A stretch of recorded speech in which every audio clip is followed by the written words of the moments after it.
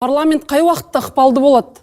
Ол республикалық бюджеттің және жергілікті атқарушы билік органдарының бюджетінің тиынына дейін халық үшін жұмсалып жатқандығын есебін сұрай алатын кезде ықпалды болады. Халықтың алдына берген уәдесінің орындалуын үкіметтен сұрай алған кезде, және үкімет өзінің кабинетінде бюрократиялық жүйелерге бел алдырып тек қана қағаз жазып отырмай, шын мәнінде халықтың бүгінгі сұранысы неде? Соған жауап бере алатын мемлекеттік деңгейдегі жобаларды жүзеге асырып жатыр ма?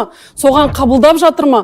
Міне бұл тек қана парламентке, тек қана депутатқа, тек қана мемлекеттік аппаратқа емес. Бұл жерде сот жүйесі де бар, бұл жерде өкілді билік те бар, бұл жерде мемлекеттік аппарат та бар. Я, шын айту керек, 30 жылда бізде көптеген кереғар дүниелер болды ғой, бірақ соған қарамастан, мына қазіргі әділетті Қазақстан дегеніміз мемлекетіміздің астындағы жер байлығын әділетті бөлінуі.